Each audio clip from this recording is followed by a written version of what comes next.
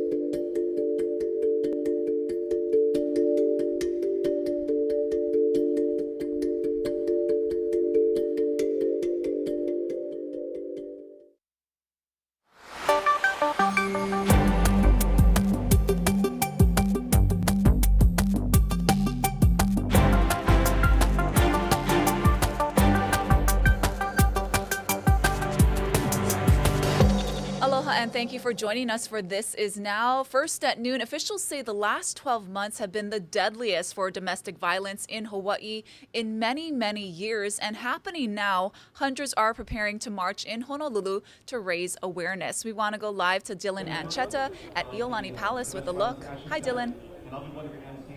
Aloha, Ashley. Thank you so much. As you can hear behind me, this You're event not is alone. just about to You get know, there's a lot. We have a nice crowd, a great sized crowd of so many community members. I'm going to step out of the way and give you a look.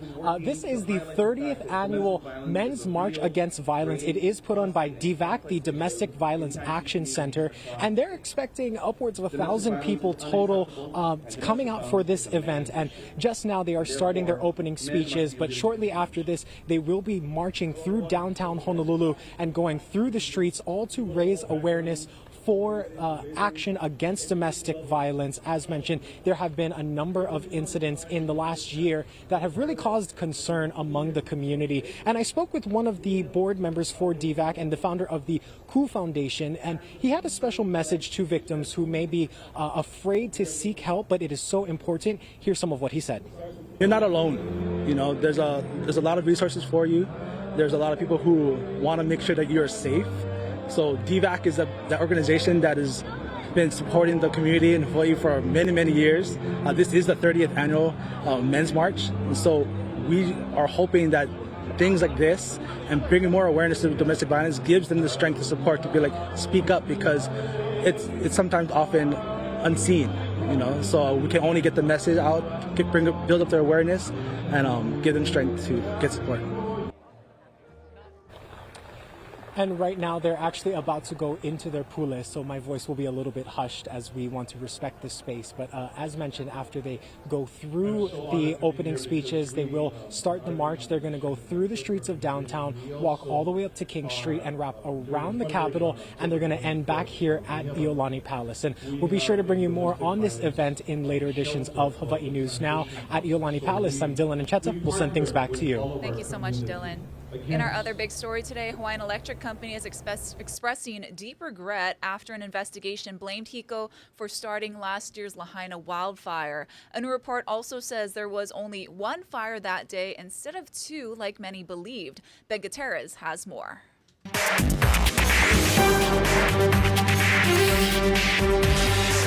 The nearly 300-page report was compiled by the Maui Fire Department and the Federal Bureau of Alcohol, Tobacco, Firearms, and Explosives. It concluded that sparking electrical wires began the fire in the morning.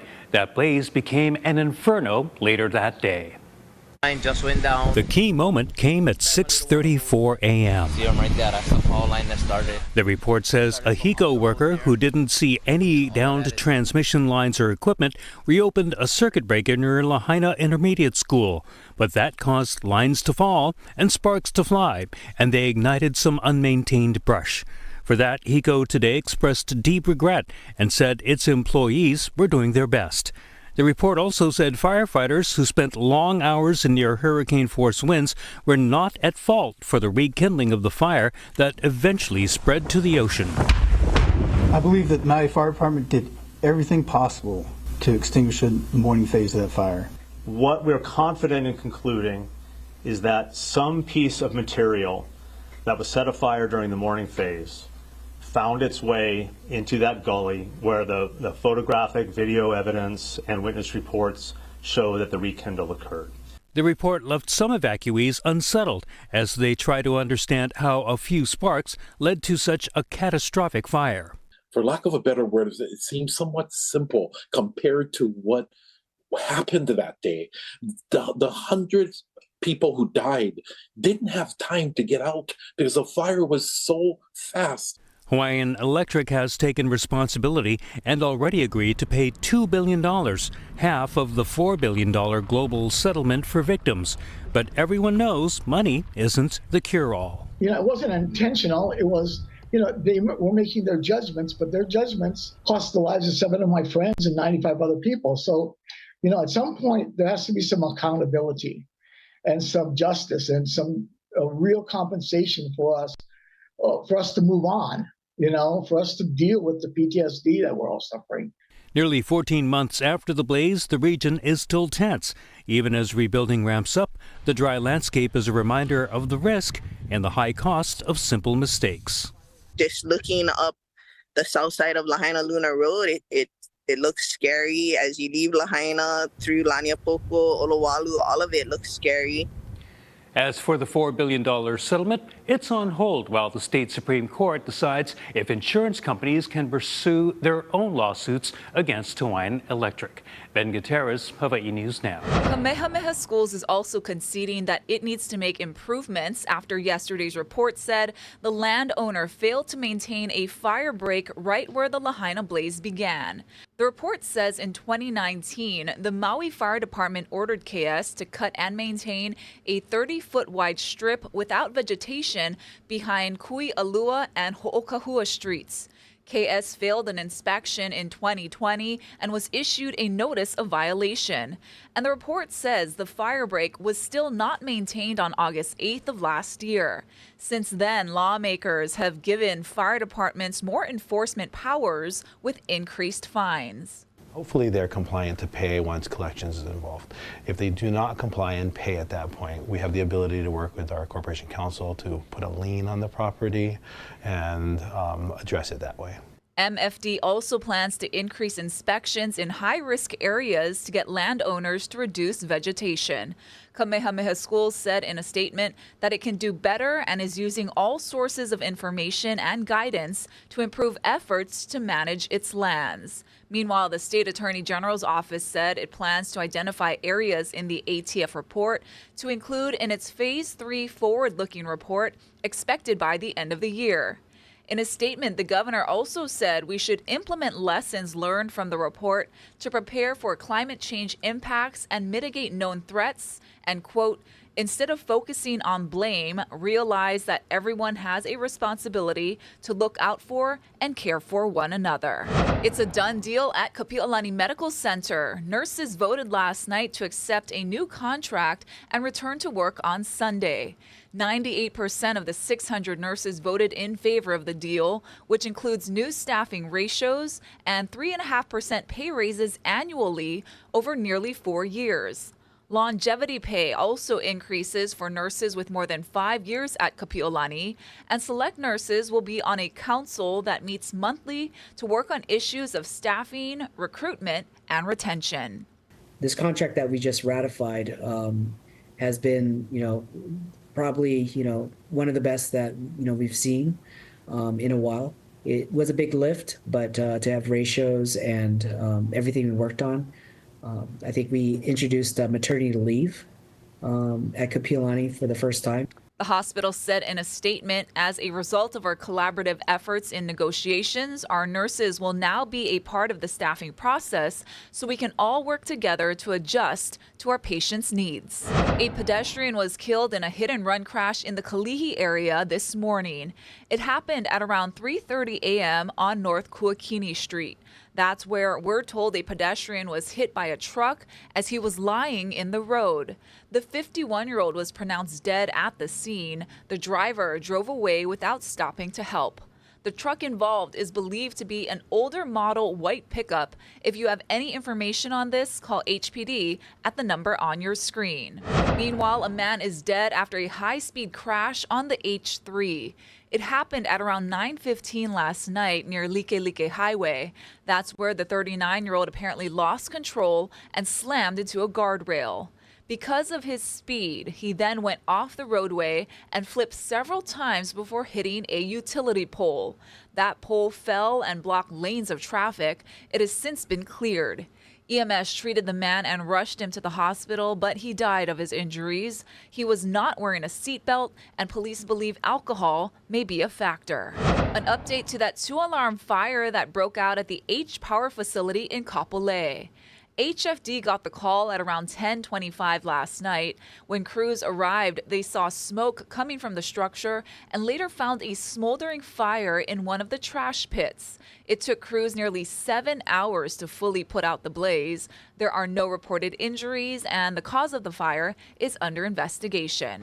Meanwhile, fire investigators have confirmed what witnesses told us, that a blaze along Kamehameha Highway Tuesday was caused by incendiary devices at multiple points near Haleiwa.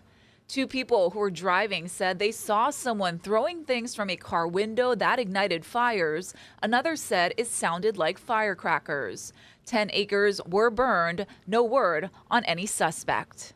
The death toll now tops 200 in the aftermath of Hurricane Helene.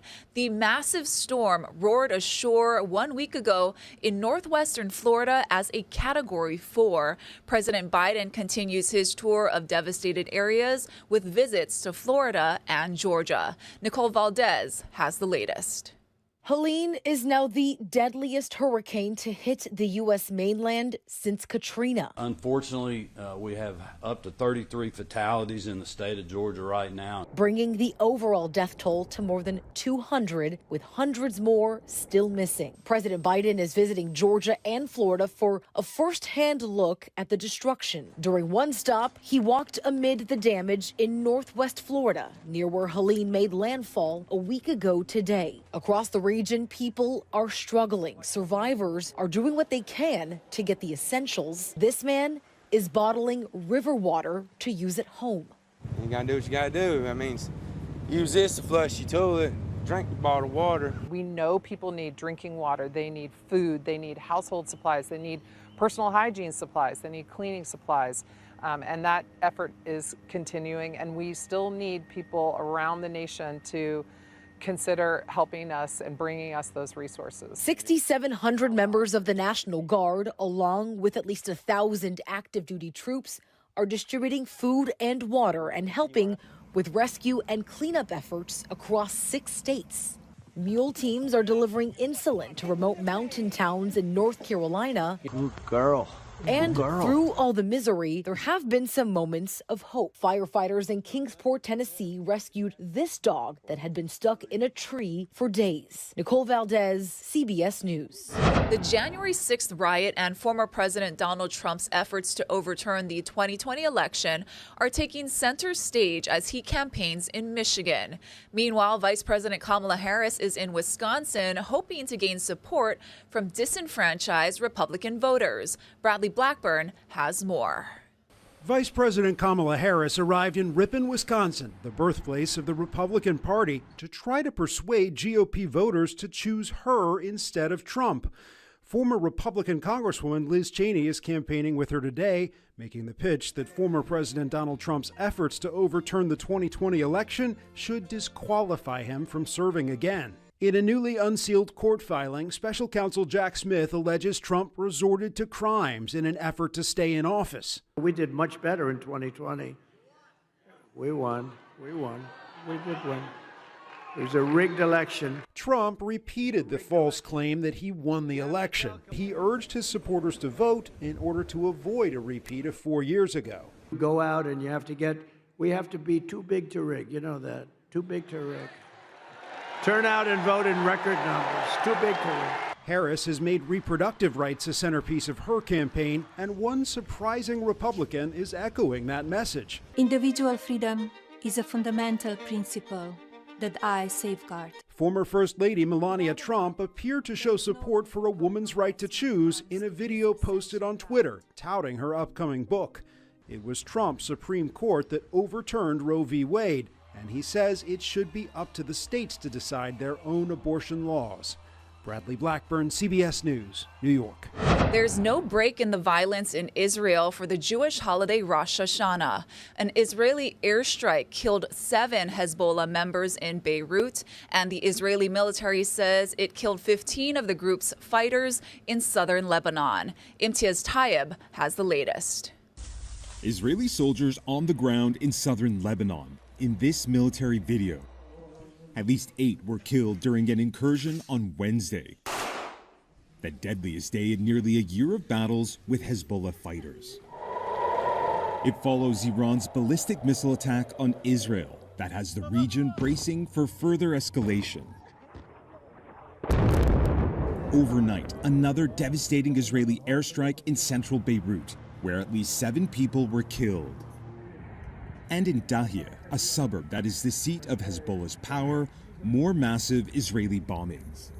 Some parts are now in total ruins, following Israel's assassination of Hezbollah leader Hassan Nasrallah here nearly a week ago. This is all that's left of one residential building. The scale of the devastation caused by this Israeli airstrike is just breathtaking. This was an entire building, now completely gone. And all that's left is this massive crater. A once bustling neighborhood and home to hundreds of thousands, Dahia is now a ghost town. We were only given access as part of a large media tour organized by the militant group. At one point, this man started shouting, "We will not surrender. We follow Nasrallah." Of the few residents who remain, there is a sense of fear and defiance. This man told us, "We are all Nasrallah. If Israel was fighting one person, they are now fighting an entire nation." And in Gaza, where the fighting has raged on for nearly a full year, more death. At least 80 Palestinians were killed in multiple Israeli strikes, including many children. The fear now is the humanitarian catastrophe in Gaza is potentially on its way here to Lebanon, where the death toll here overnight is at least 46 people killed in Israeli strikes, as President Biden's appeals for a ceasefire appear to be getting nowhere. Imtiaz Tayeb, CBS News, Beirut. Look outside over Aloha Tower, out towards the airport. Beautiful day out there. We're going to have a check on your weather and some more news after this quick break. This one called Cup of Aloha. They say the world had lost a lot of its aloha. No more smiles on the faces of our brothers. So much trouble pushing down on people's shoulders. We gotta fill each other's cup with some aloha. They say the world had lost a lot of its aloha.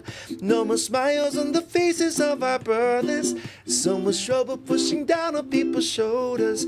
We gotta fill each other's cup with some aloha. Look around, see we're living in a crisis.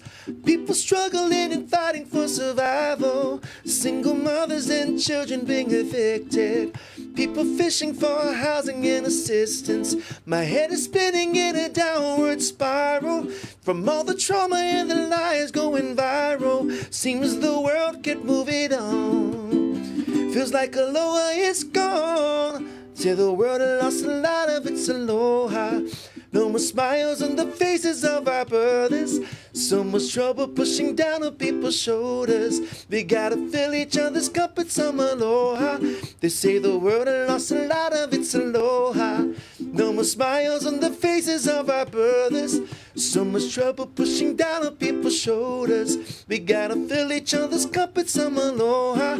Listen, kokua aku, kokua mai, helping all the people from Maka to Makai, eh. Ke aloha nui a kākoa pau, love and aloha for everyone, eh. Pono kako, eh ho'opono pono, gotta make things right with your cup of aloha. Malama pono ya kākoa pau, fill up your cup with love and aloha. Let us show the world how to show aloha. Put the smiles on the faces of our brothers. Remove the trouble pushing down on people.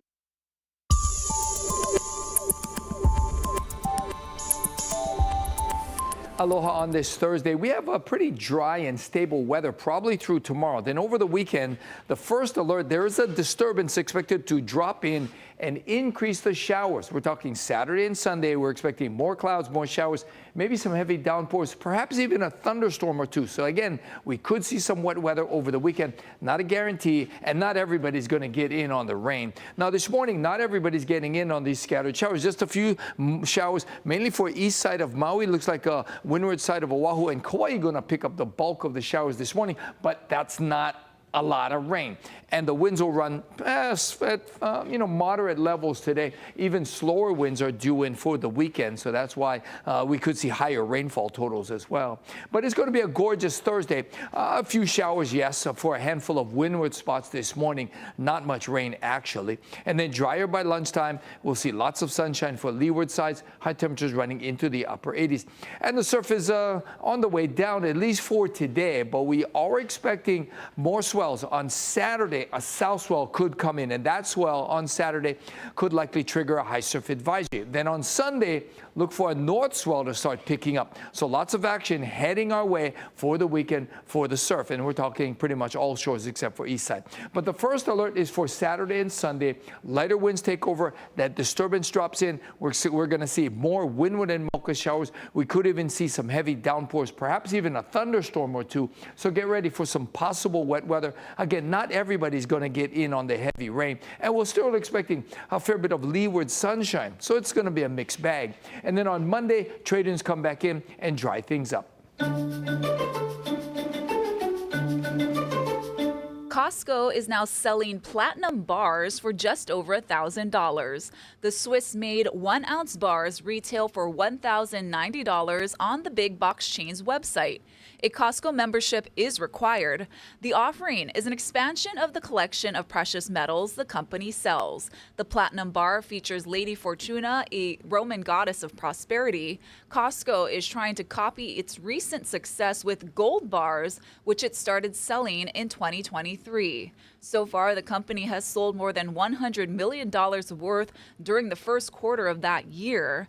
The move is more about marketing than sales for Costco in an attempt to reinforce a treasure hunt brand image where stores have unexpected, limited-time items.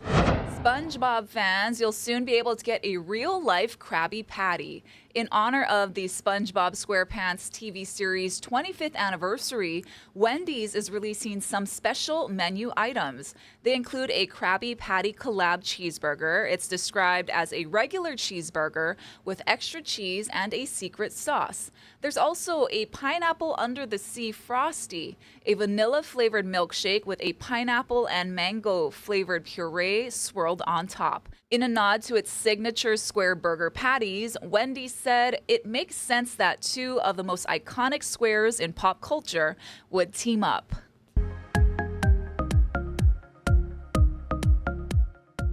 You'll soon have the chance to explore the night sky and learn more about ancient Hawaiian navigation. A free stargazing event with high-powered telescopes is returning to Kaka'ako. Casey Lund went to check it out. Aloha from the barn at Salt at our Kaka'ako. This is going to be an important space on Saturday the 12th when the Ohana Stargazing event is happening. We'll talk about that in just a little bit. By the way, it's 6 to 9, Saturday, October 12th. Sage Constantino is with us, a mentor with Ohana Kilohoku, also a grad student at the Institute of Astronomy at the University of Hawaii at Mano. We also have Pualani Hao, Director of Planning and Development at Kamehameha Schools, and Nick Bradley, owner of Stargazers of Hawaii, an astronomer. And I want to talk to both of you in just a moment. First, though, Sage, you have a couple of different things to show us this morning. Tell us about this telescope over here? Yeah, so we've got a unistellar EV scope. This is a digital telescope, so it's very similar to the scopes you saw from Nick earlier, except it's got a detector, so you can take long integration and see some of the faintest objects in the sky. So hopefully we can show you some stuff like the Ring Nebula, the Triangulum Galaxy, and other faint objects when you come out. Speaking of showing us stuff, I want to talk about this spectrum tube as well that we have here. Is that what this is? Yeah, so this is a spectral lamp. If you come down to the barn, we'll be running our spectroscopy school. So the Institute for Astronomy, they'll teach you all about the properties of light and how astronomers use them to probe the universe. And you're seeing the kind of different colors there in the spectrum, right? That's right, yeah. So this is a hydrogen spectrum. So this is the unique sort of atomic fingerprint of hydrogen. You see this anywhere in the universe, you're looking at hydrogen. I love this. Sage, thanks so much for showing us this, and I'm sure you're excited to share this with the folks coming down next Saturday. I want to talk to Pulani, though, here at the barn. Tell me a little bit about this and this awesome giveaway that's happening. Oh, my goodness. The Nahoku Challenge is you can do... gather stars from all the different booths, and then it's for winning the grand prize, which is going to the Big Island. And not just a trip over there, we're talking airfare included, everything, right?